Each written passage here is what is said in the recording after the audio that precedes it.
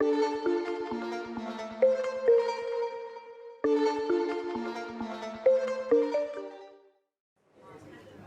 things first, thank you for taking the time to speak with us today.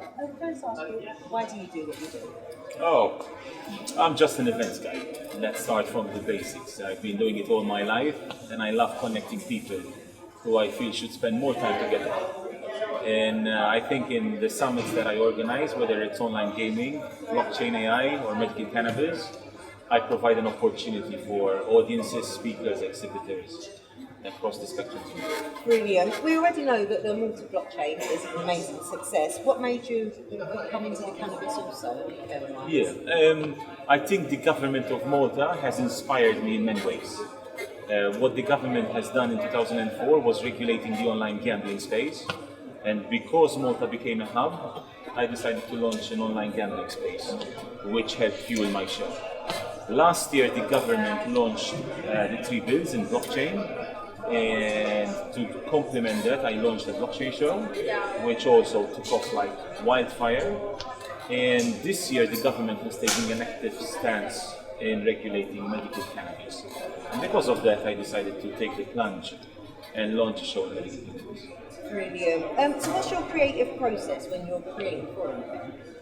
Yeah, well, look, there's one little secret that we believe makes people bond, and it's whining and dining.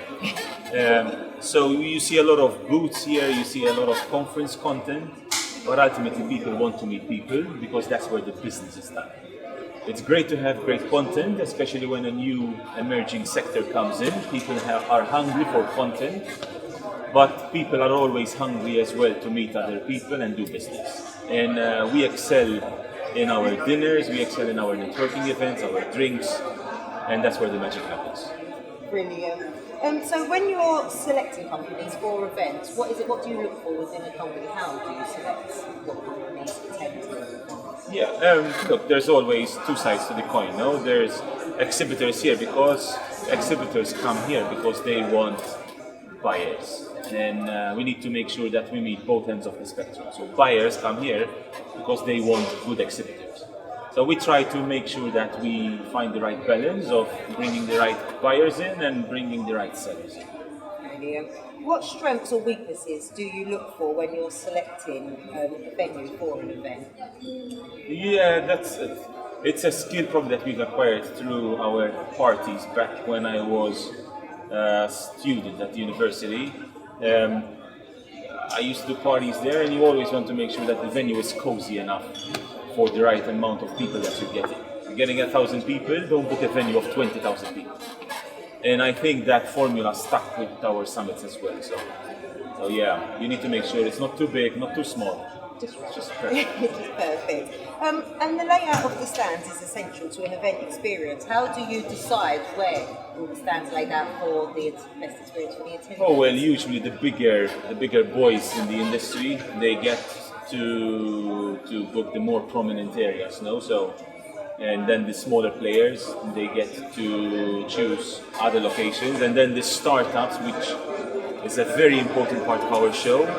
We love to pamper startups, and coming up in our next blockchain show, we have 100 startups that we've lined up, and we give them all a little bit of free space. So those then get obviously not the most prominent, but maybe also good space.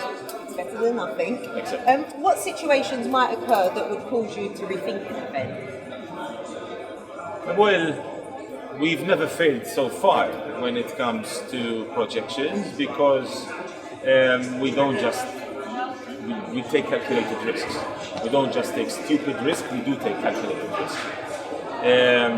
But yes, I think what makes this world unique is being able to take decisions fast, and if you see that you're heading in the wrong direction, don't be scared to take decisions back.